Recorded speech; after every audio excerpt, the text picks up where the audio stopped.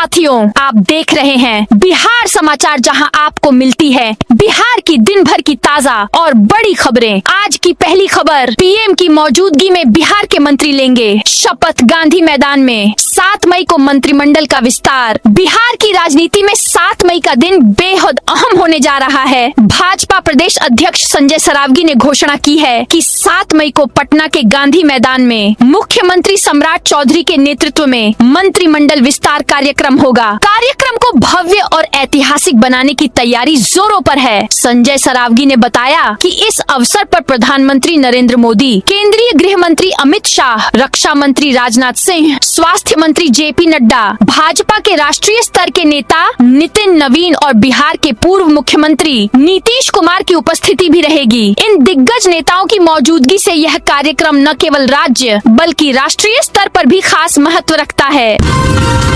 विक्रमशिला सेतु का हवाई सर्वे करेंगे सीएम सम्राट। मुख्यमंत्री सम्राट चौधरी भागलपुर के विक्रमशिला सेतु का हवाई सर्वे करेंगे। 3 मई की रात पुल का 34 मीटर का स्लैब गिर गया था। मुख्यमंत्री ने पुल की मरम्मत के लिए केंद्र से सेना की मदद भी मांगी है।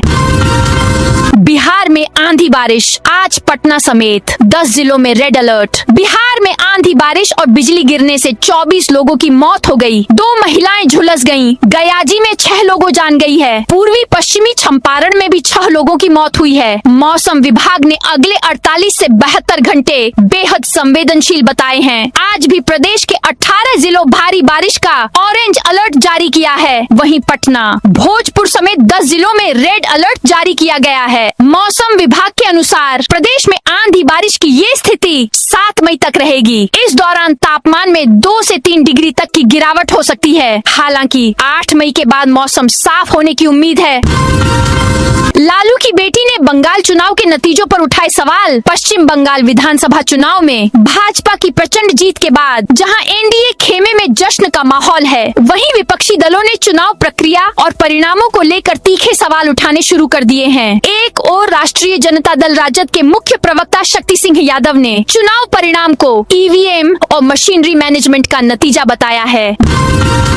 बिहार के 71,000 स्कूलों में नया नियम। मिड डे मील योजना में सख्ती। राज्य के 71,000 प्रारंभिक विद्यालयों में मध्याह्न भोजन योजना के रसोइयों की नियुक्ति और बच्चों की संख्या के आधार पर होगी। नई व्यवस्था को लागू करने की तैयारी तेज हो गई है। फिलहाल मध्याह्न भोजन योजना के निदेशक विनायक मिश्र ने विद्यालयवार बच्चों की संख्या को ई शिक्षा कोष पोर्टल पर अपलोड करने का निर्देश सभी जिला कार्यक्रम पदाधिकारियों मध्याह्न भोजन योजना को दिया है।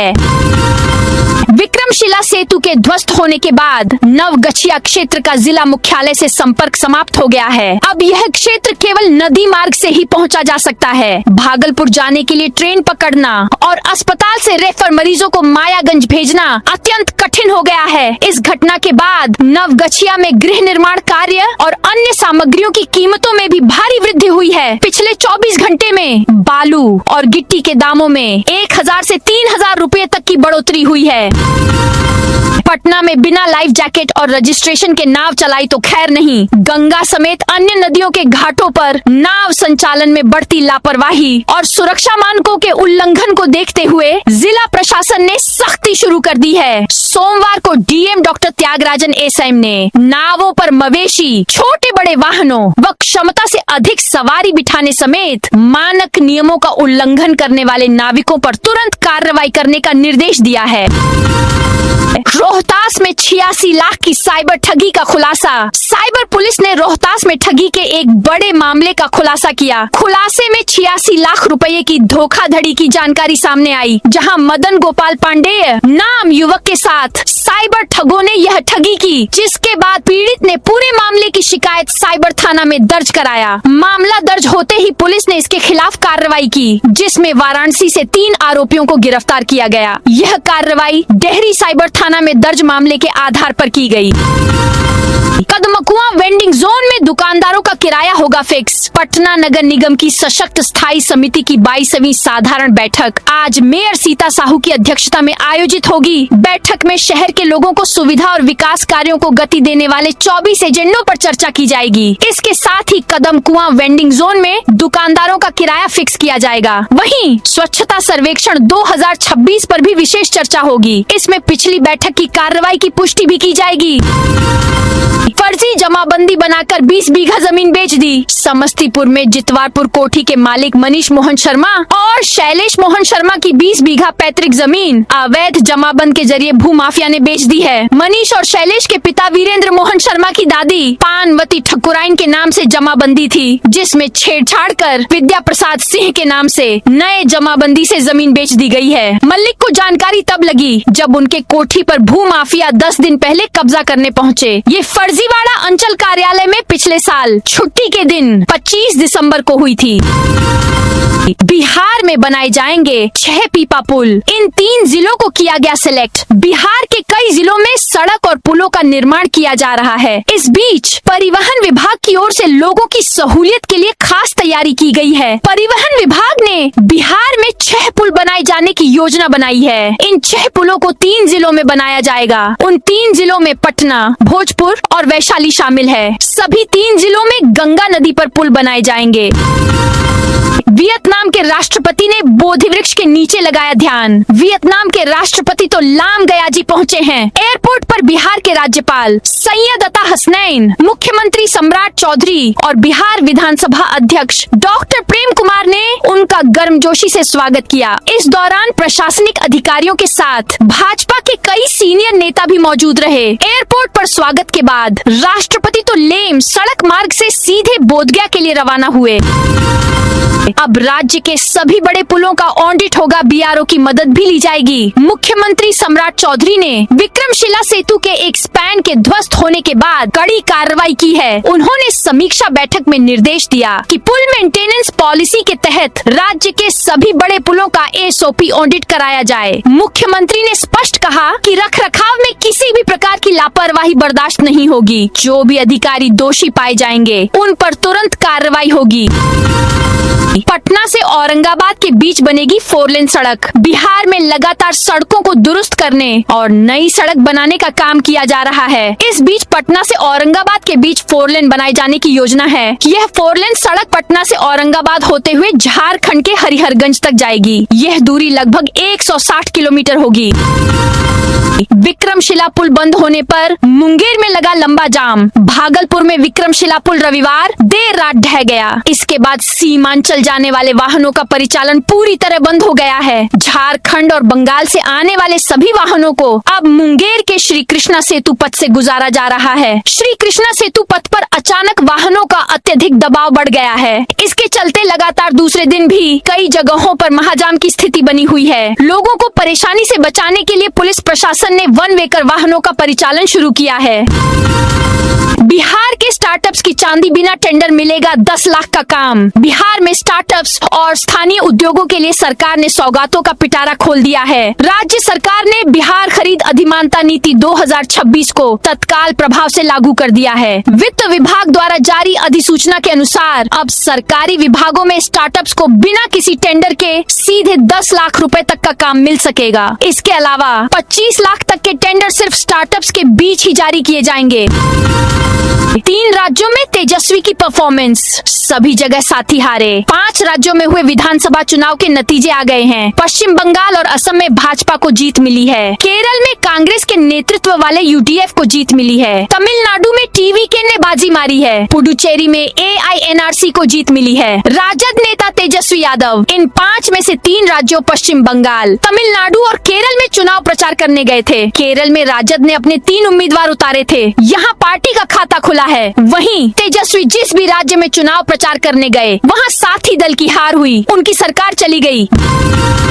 बाढ़ स्टेशन पर 12 लाख की हेरोइन के साथ तस्कर गिरफ्तार। मादक पदार्थों की तस्करी के खिलाफ चलाए जा रहे विशेष अभियान के तहत रेलवे सुरक्षा बल आरपीएफ और राजकीय रेल पुलिस जीआरपी की संयुक्त टीम को सोमवार को एक बड़ी कामयाबी हाथ लगी है। गुप्त सूचना के आधार पर बाढ़ रेलवे स्टेशन के प्लेटफॉर्म संख्या 2 पर छापेमारी करते हुए पुलिस ने एक तस्कर को भारी मात्रा में हेरोइन के साथ रंगे हाथों गिरफ्तार किया है। बरामद की गई हेरोइन की अंतर्राष्ट्रीय बाजार में अनुमानित कीमत लगभग 12 लाख रुपए बताई जा रही है।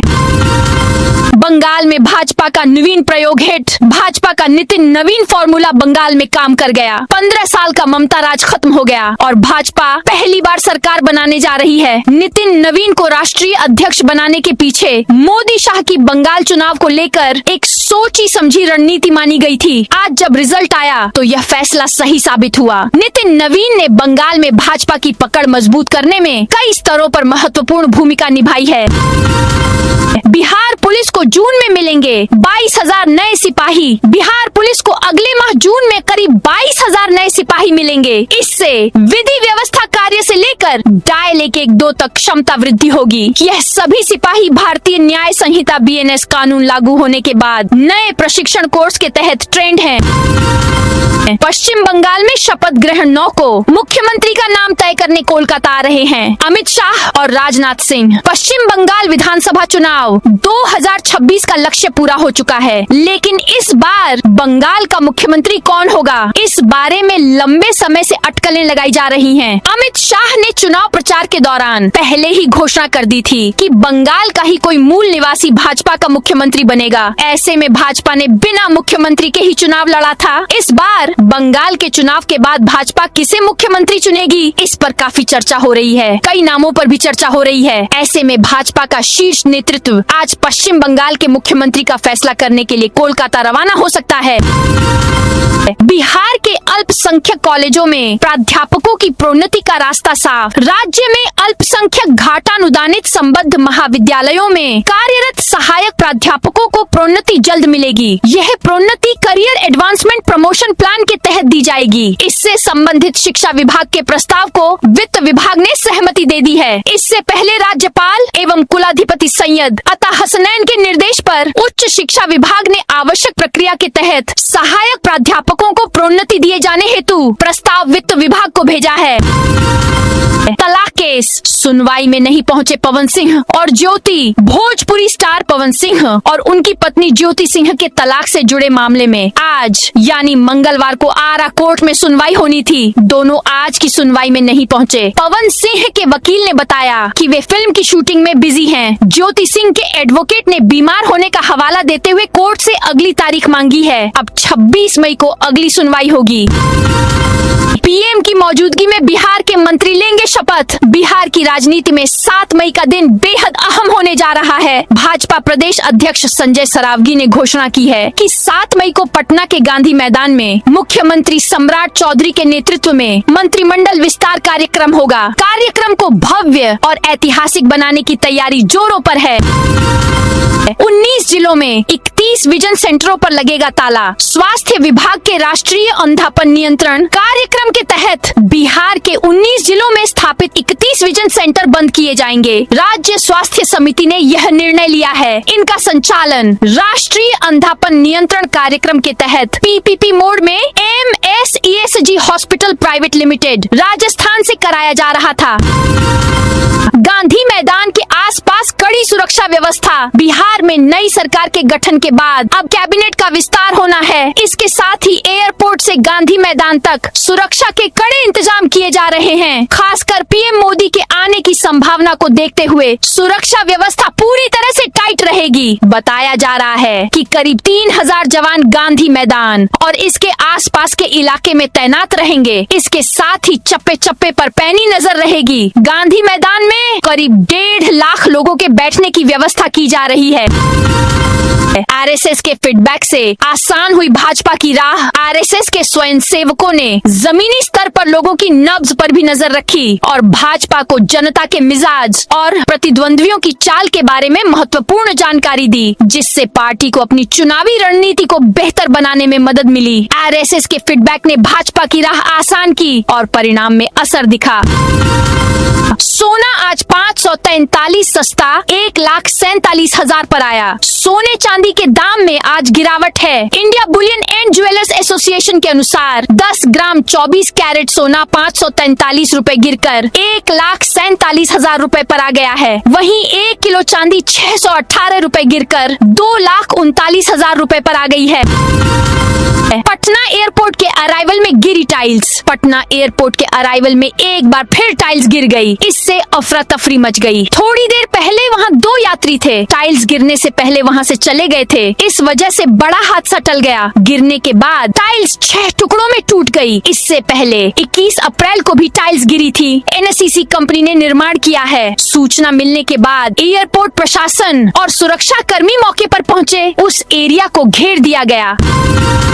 जन्म प्रमाण पत्र के फर्जी शपथ पत्र मामले में एफआईआर। नवादा में जन्म प्रमाण पत्र के फर्जी शपथ पत्र मामले में नगर थाने में प्राथमिकी दर्ज की गई है। इस मामले में अधिवक्ता शत्रुघ्न शरण शर्मा को आरोपी बनाया गया है। यह प्राथमिकी 3 मई को अनुमंडल कार्यालय नवादा सदर के निम्न वर्गीय लिपिक विनोद कुमार ने दर्ज कराई है। विनोद कुमार नेमदारगंज के बरेव गाँव के निवासी हैं। उन्होंने नगर थाना कांड संख्या 442/26 के तहत अधिवक्ता पर फर्जी तरीके से शपथ पत्र जारी करने का आरोप लगाया है। बेला दुर्गा मंदिर से दिल्ली मोड़ तक चलेगा बुलडोजर। दरभंगा सदर प्रखंड क्षेत्र में अतिक्रमण के खिलाफ प्रशासन ने सख्त कार्रवाई शुरू कर दी है। शहर में लगातार चौथे दिन अभियान जारी रहेगा। पहले चरण में सभी को खुद से अतिक्रमण हटाने का मौका दिया गया था, लेकिन अब भी कई लोग जमे हुए हैं, जिस पर आज बुलडोजर चलाने की तैयारी है। सदर अनुमंडल पदाधिकारी विकास कुमार ने बताया कि जिन लोगों ने नोटिस के बावजूद अतिक्रमण नहीं हटाया है, उनके खिलाफ अब प्रशासन कड़ी कार्रवाई करेगा। जरूरत पड़ने पर जुर्माना भी वसूला जाएगा। इस सड़क का चौड़ीकरण और निर्माण कार्य प्रस्तावित है। दानकुनी आनंद विहार के बीच चलेगी ग्रीष्मकालीन स्पेशल ट्रेन। गर्मी के मौसम में यात्रियों की बढ़ती भीड़ को देखते हुए रेलवे ने दानकुनी से आनंद विहार टर्मिनल के बीच एक ग्रीष्मकालीन विशेष ट्रेन चलाने का निर्णय लिया है। यह ट्रेन सीमित अवधि के लिए संचालित होगी, जिससे खासकर बिहार और झारखंड के यात्रियों को काफी राहत मिलने की उम्मीद है। जोगबनी बॉर्डर पर चीनी नागरिक हिरासत में। भारत नेपाल सीमा पर सशस्त्र सीमा बल के जवानों ने एक चीनी नागरिक को बिना वैध दस्तावेजों के भारतीय क्षेत्र में घुसपैठ करते हुए हिरासत में लिया है। यह घटना जोगबनी बॉर्डर पर हुई, जहां संदिग्ध हालत में स्कूटी पर सवार एक व्यक्ति को देखकर एसएसबी जवानों ने तुरंत कार्रवाई की।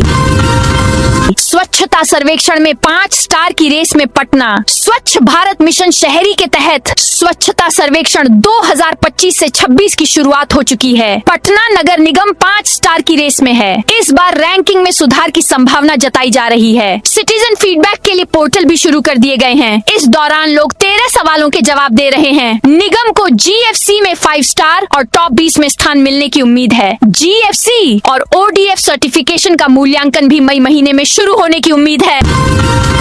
पीयू छात्र संघ अध्यक्ष को नहीं मिली कोर्ट से जमानत। पटना यूनिवर्सिटी में 30 मार्च को तत्कालीन मुख्यमंत्री नीतीश कुमार की मौजूदगी में हुए बवाल के बाद पुलिस ने छात्र संघ अध्यक्ष शांतनु शेखर समेत 6 छात्रों को नामजद आरोपी बनाया था। आज पटना के सिव तत्कालीन कोर्ट में सुनवाई थी, जिसमें कोर्ट ने छात्र संघ अध्यक्ष को जमानत देने से इनकार कर दिया है। अदालत के इस फैसले के बाद छात्र राजनीति में हलचल तेज हो गई है। विश्वविद्यालय परिसर में इसको लेकर विभिन्न प्रतिक्रियाएं देखने को मिल रही हैं।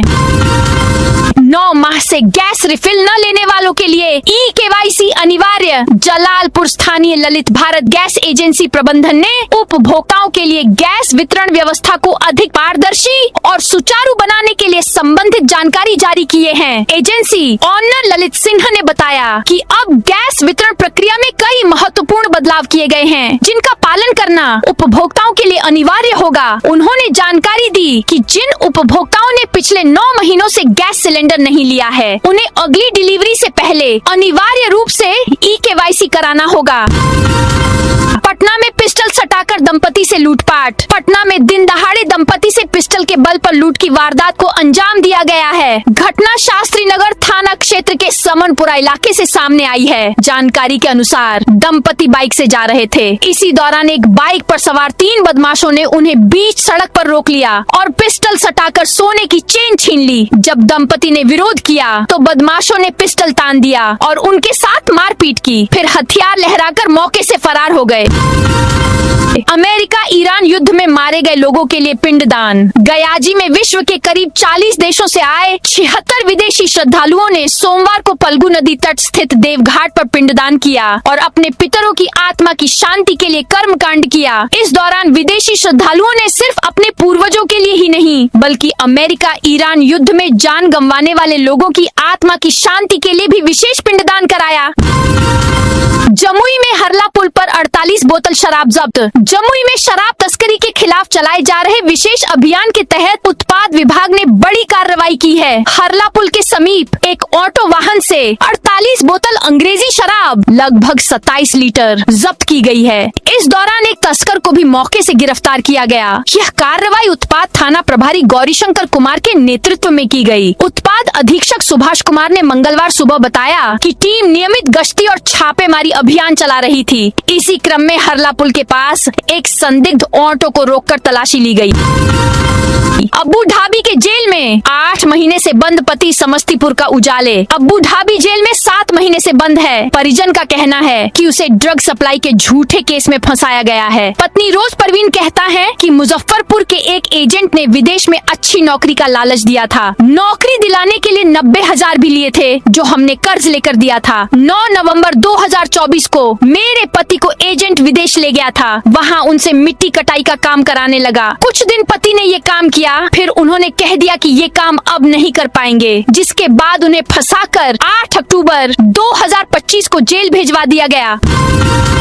ममता बनर्जी की हार पर विवेक अग्निहोत्री हुए खुश। 4 मई को पश्चिम बंगाल के चुनाव के नतीजे घोषित हुए, जिसमें मुख्यमंत्री ममता बनर्जी भारी मतों से हार गयीं। चुनाव का नतीजा आने के बाद अब द कश्मीर फाइल्स और द बंगाल फाइल्स बना चुके विवेक रंजन अग्निहोत्री ने ममता बनर्जी पर तंज कसते हुए उनकी हार पर खुशी जाहिर की है। उनका दावा है कि ममता बनर्जी ने उन्हें बंगाल से बैन किया था, जिसके चलते उन्हें बंगाल जाने की अनुमति नहीं दी गई और वो अवार्ड लेने तक नहीं जा सके। विवेक का कहना है कि बंगाल की जनता इसके बाद निडर होकर जिएगी। तो दोस्तों, यह थी आज बिहार की दिन भर की ताजा और बड़ी खबरें। अब कल मिलते हैं नई खबरों के साथ।